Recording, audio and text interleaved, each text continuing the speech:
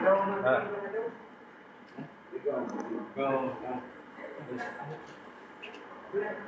yang itu RM29, kira 40 dah lah. Ya ke? Makannya macam mana? Makan satu kali mula ni lah. Tapi tak lah. Dalam kami tulis satu atau dua malah.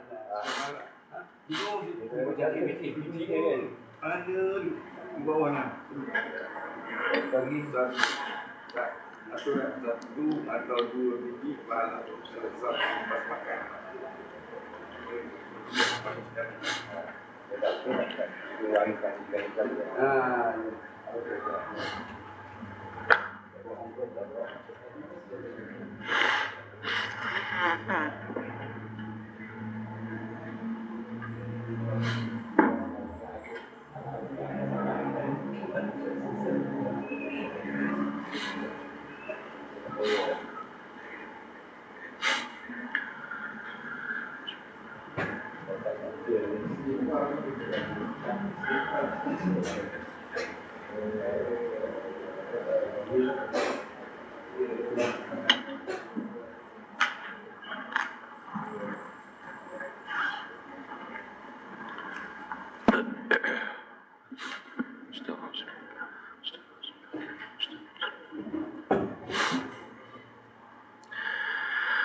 Assalamualaikum warahmatullahi ta'ala wabarakatuh.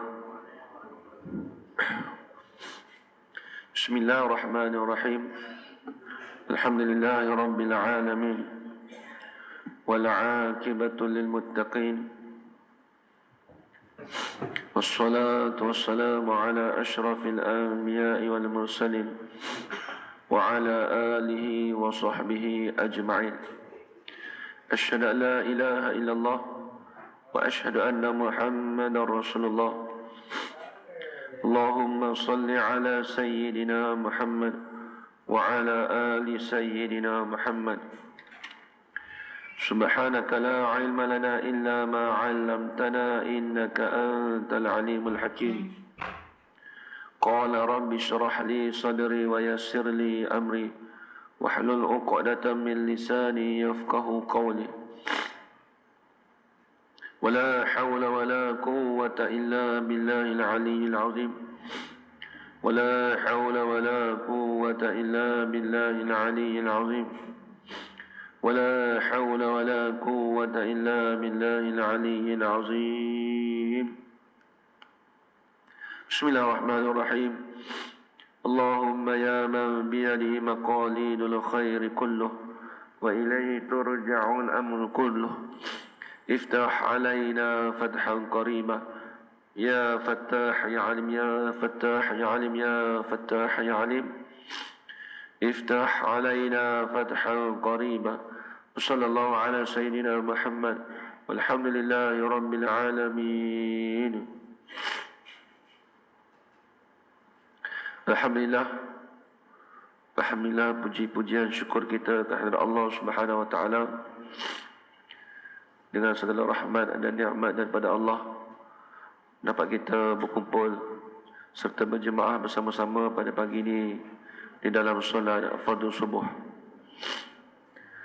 Muslimin muslimat, ayah-ayah dan ibu sekalian, seperti biasa insya-Allah pagi ini kita akan sambung lagi pengajian kita, iaitu pengajian kitab Risalatul Misbah al-Munir karangan Syekh Abdul Aziz bin Ismail Al-Fatani rahimahullahu ta'ala.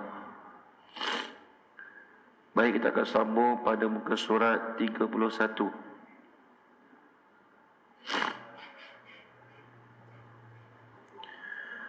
Bawa. Bismillahirrahmanirrahim. قال الشيخ المصنف رحمه الله تعالى ونفعنا بعلومه في الدارين آمين يا رب العالمين.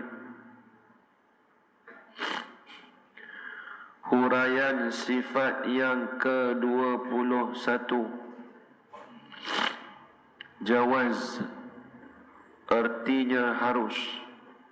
Baik, jadi kita dah habis cerita pembicaraan sifat-sifat 20, sifat-sifat 20 daripada Allah Subhanahu Wa Taala.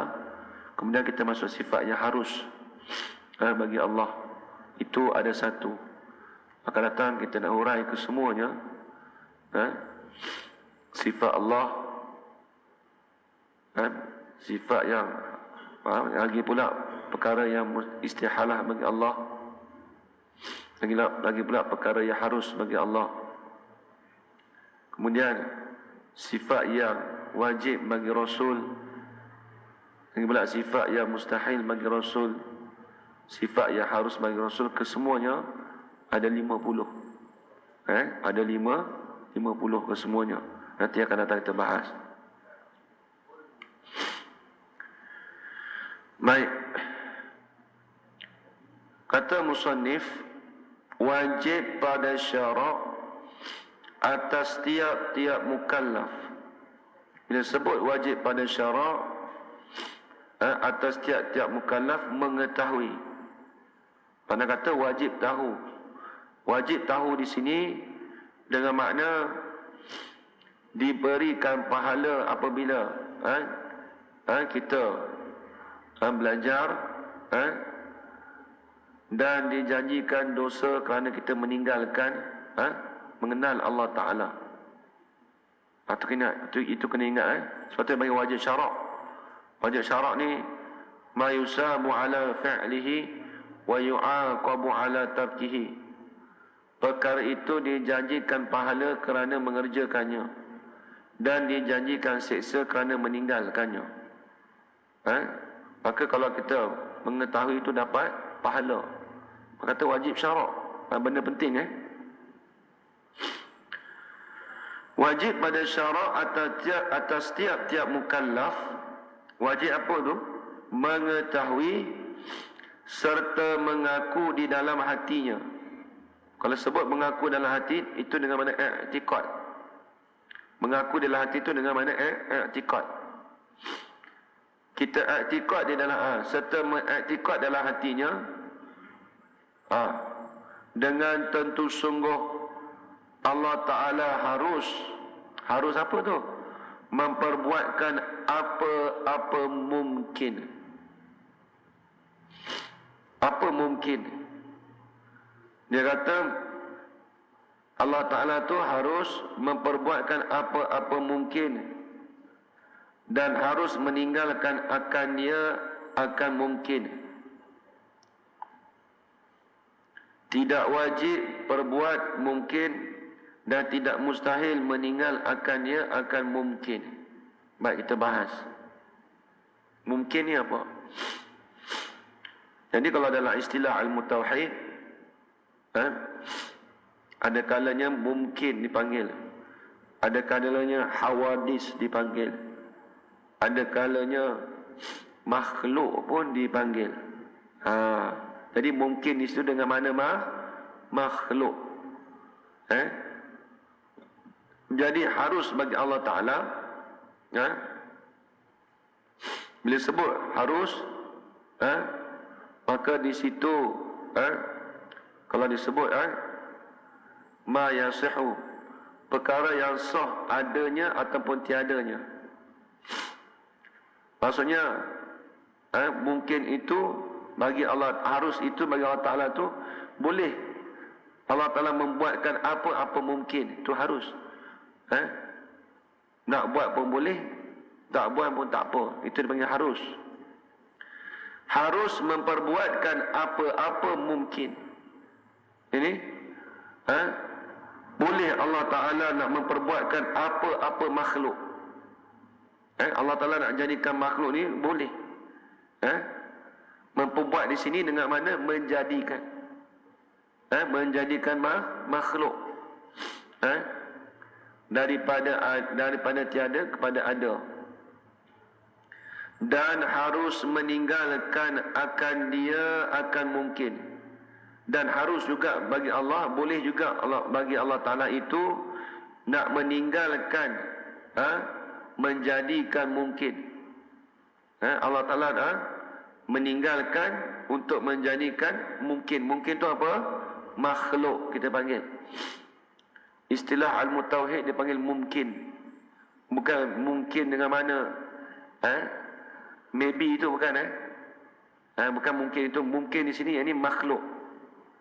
Nanti ingat mungkin apa? Mungkin ke boleh jadi Allah Taala boleh buat. Bukan begitu Mungkin di sini dengan mana makhluk. Istilah tauhid. Dia dalam tiap-tiap ilmu dah ada istilah.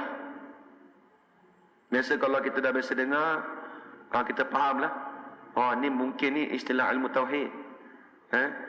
Jirim, arak ni istilah ilmu tauhid. Contoh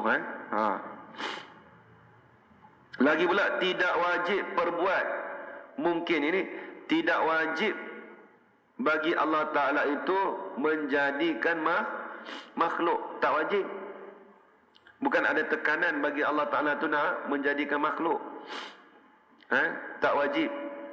Harus saja. Ada kita ni bukan dia katakan wajib Allah Ta'ala jadikan kita, tak. Harus saja. Tapi kena ingat, jangan kita tilik kepada ilmu Allah Ta'ala. Kalau kita tilik pada ilmu Allah Ta'ala, maka ada kita sekarang ni dipanggil wajib aridi. Apa wajib aridi? Kita dah urai sebelum ni. Apa dia wajib aridi? Itu wajib yang kedatangan daripada nas. Ada kita sekarang ni dipanggil wajib aridi. Sebab apa? Sebab kita tilik pada ilmu Allah. Tapi kalau tilik semata-mata makhluk itu, harus bagi Allah Ta'ala menjadikan makhluk, bukan wajib. Habis Ustaz, yang sekarang ni kita ada Ustaz, dah jadi wajib lah sekarang ni, ada ni.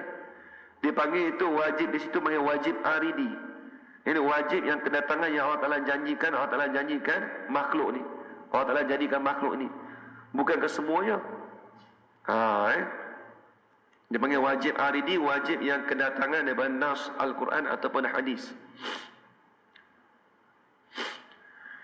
Lagi pula tidak wajib perbuat mungkin. Ini tidak wajib Allah Ta'ala, bagi Allah Ta'ala itu menjadikan makhluk. Dan tidak mustahil bagi Allah Ta'ala itu meninggalkan akan dia. Ini meninggalkan, menjadikan mungkin.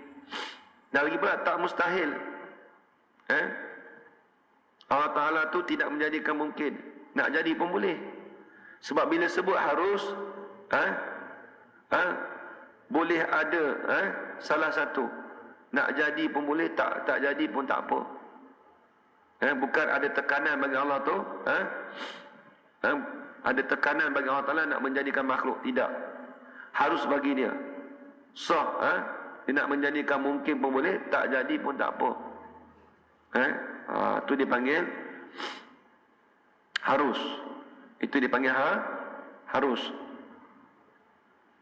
Dipanggil sifat harus. Baik. Kalau dia sebut dalam kitab Jawi lain, dia kata mungkin itu boleh terima ada, boleh terima tiada. Dalam kitab yang lain. Kalau sebut kitab lain, harus tu boleh terima tiada, boleh terima tiada. Tu nampak lagi. Maksudnya kita ni boleh terima ada, boleh terima tiada. Itu panggil harus. Itu dipanggil harus. Tulis itu. Kalau orang tanya mungkin sama, boleh terima ada, boleh terima tiada. Baik. Kita tengok dalil. Ini dipanggil dalil, di sini dalil akli. Dan dalil atas menunjuk kata harus bagi Allah Ta'ala memperbuatkan mungkin dan meninggalkan dia mungkin. Mana dalil? Dan tidak wajib perbuat dan tidak mustahil meninggal akan dia akan mungkin. Mana dalil dia? Ni. Ialah kita fikir, jikalau Allah Ta'ala tidak harus perbuat, jikalau Allah Ta'ala tidak harus perbuat dan meninggalkan apa-apa mungkin, kalaulah kita kata Allah Ta'ala tu tak harus bagi dia memperbuat ataupun meninggalkan apa-apa mungkin, apa-apa makhluk, nescaya tentulah wajib perbuat atau mustahil perbuat, maka itu jadi wajib. Kalau lah kita kata ni, kita ni tak terima, bukan kata kita ni bukanlah bagi Allah Taala tu harus menjadikan makhluk. Kalau kita kata gitu, nescaya tentulah wajib Allah Taala tu menjadikan makhluk, ataupun mustahil bagi Allah Taala tu menjadikan makhluk. Sedangkan harus bagi Allah Taala menjadikan makhluk. Kita ni boleh terima ada, boleh terima tiada. Dan jika wajib perbuat mungkin. Tengok. Kalau lah kita kata kita ni Allah Taala tu wajib menjadikan kita. Tengok, dia bagi contoh. Dan jika wajib perbuat mungkin, jikalau Allah Taala tu mewajibkan menjadikan makhluk ini, kalau Allah Taala wajibkan jadi macam mana? Maka tentulah mungkin ini jadi qadim. Kita jadi qadim. Apa qadim? Sedia. Kita jadi sedia kala. Kita ni tidak ada permulaan. Sebab apa? Sebab dah wajib bagi Allah Taala tu menjadikan mungkin. Maka tentulah mungkin itu, makhluk itu jadi qadim. Sedia kala lagi. Dia qadim dan azali, dia ada beza sedikit. Kata setengah ulama, qadim dengan azali itu sama je. Qadim dan azali itu sama sahaja. Kata setengah ulama, qadim itu lain, azali itu lain. Qadim itu, azali itu umum. Azali itu umum. Sifat-sifat Tuhan yang bukan wujudi ke, yang amrun i'tibari ke, itu dipanggil azali. Tapi bila sebut qadim, itu tertentu pada perkara yang wujudi saja. Kita dah bahas apa perkara wujudi, iaitu sifat wujudi, sifat yang kita boleh dapat dengan salah satu daripada panca indera yang 5, itu panggil sifat wujudi. Jadi kalau sifat wujudi itu, kalau dia lah sifat Tuhan, apa dia? Sifat apa? Sifat ma'ani. Itu kena ingat.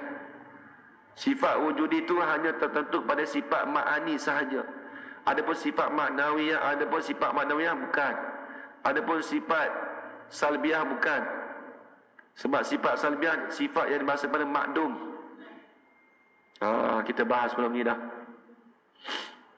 Baik.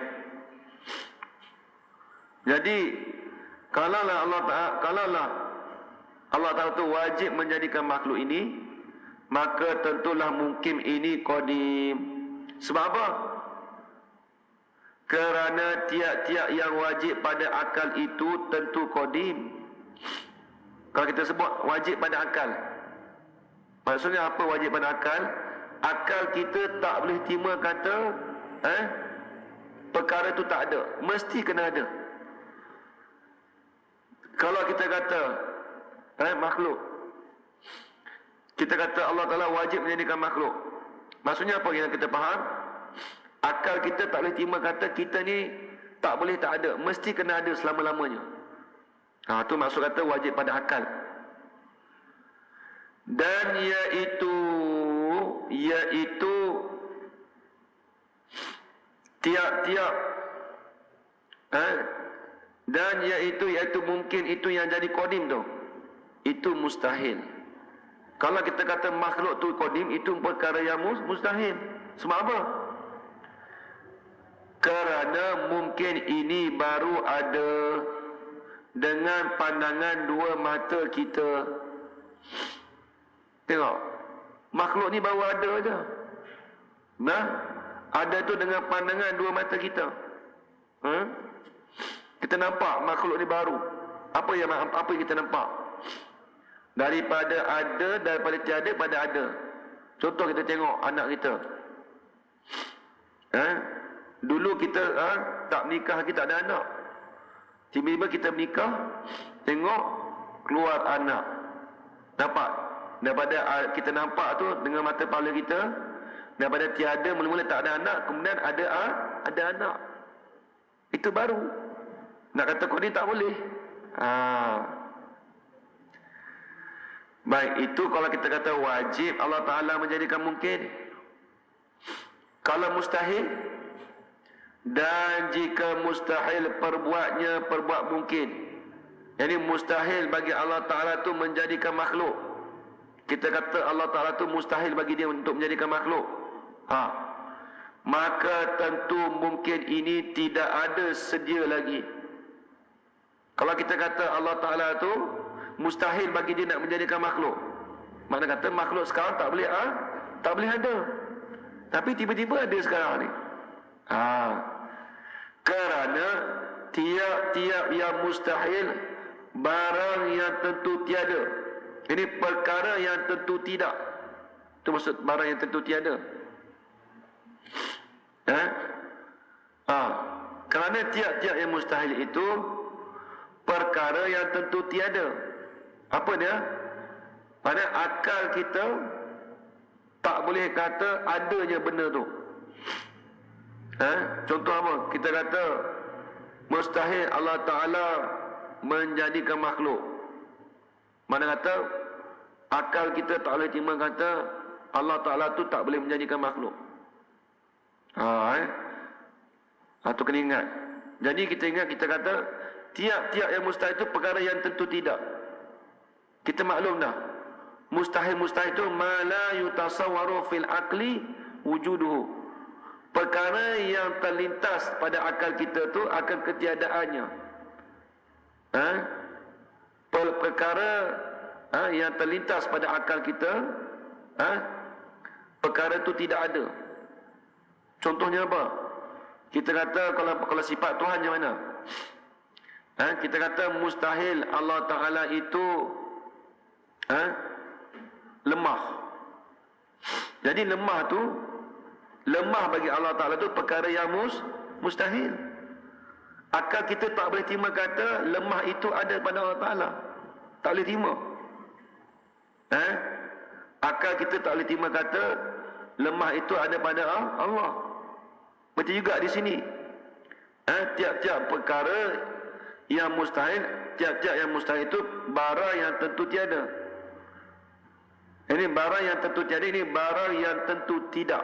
Tulis itu. Dan iaitu mungkin ini, dan iaitu Allah Ta'ala menjadikan mungkin itu, mustahil bagi Allah Ta'ala menjadikan mungkin itu dia kata perkara yang mustahil. Sebab apa? Kerana mungkin sudah ada setengah-setengah dengan musyahadah. Kerana makhluk ini, mungkin ni makhluk dia bagi istilah mungkin ni sebab istilah ilmu tauhid. Kerana makhluk ini sudah ada dengan musyahadah. Apa musyahadah? Dengan ada pandangan dengan mata kepala kita. Dah ada dah sekarang. Kita nampak dah, mungkin dah ada dah, makhluk ni ada dah. Tiba-tiba kita kata Allah Ta'ala tu mustahil bagi dia nak menjadikan makhluk ini. Kita kata gitu. Allah Ta'ala tak boleh jadikan makhluk ni, mustahil.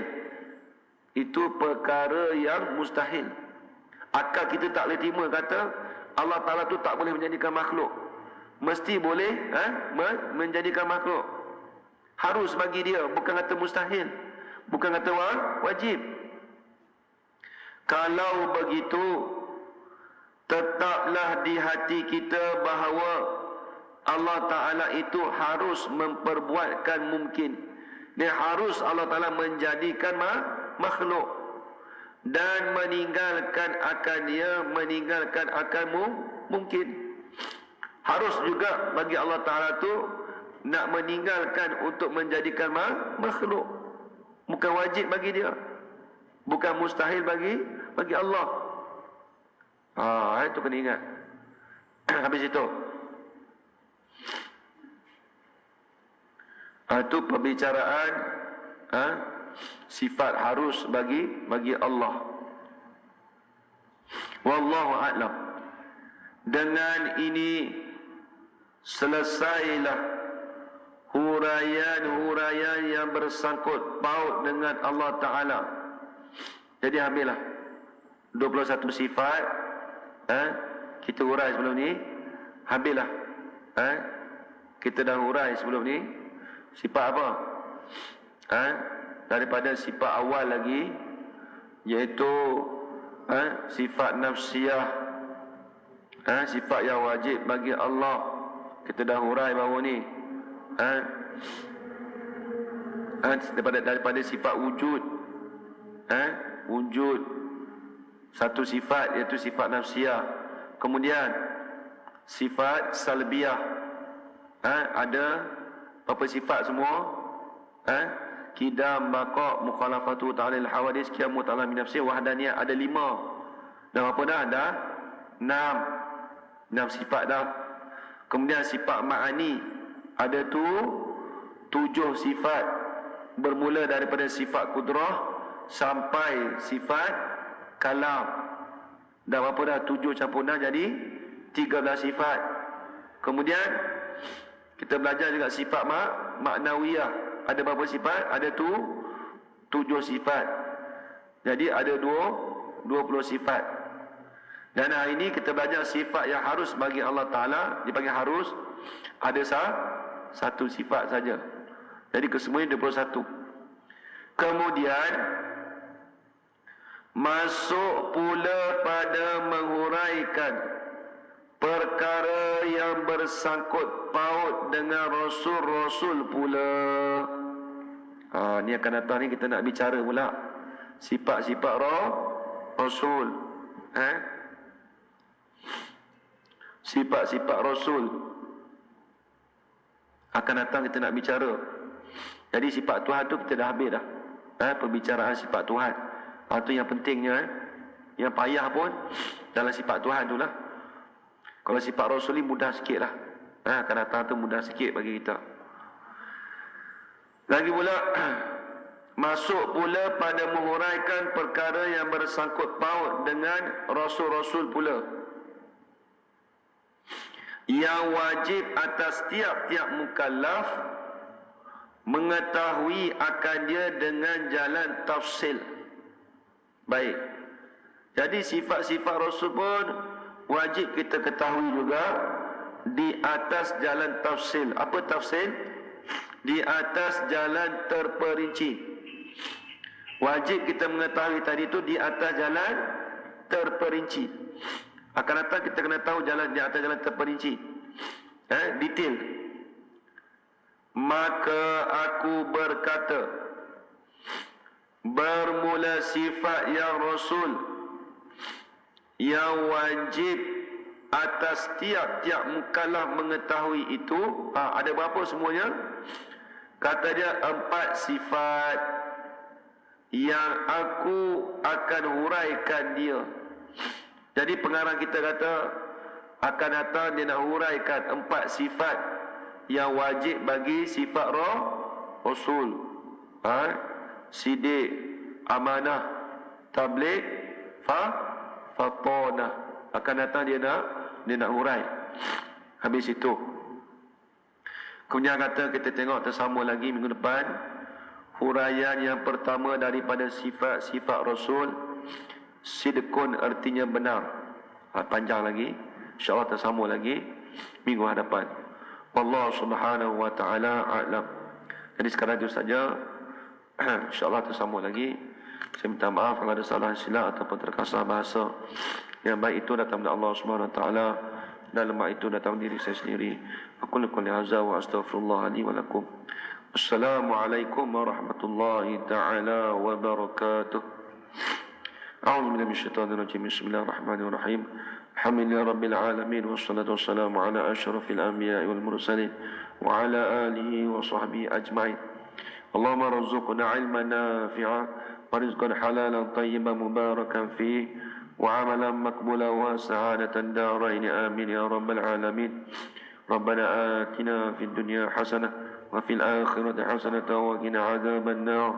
sallallahu ala sayyidina Muhammad wa ala alihi wa sahbihi wa baraka wa sallam.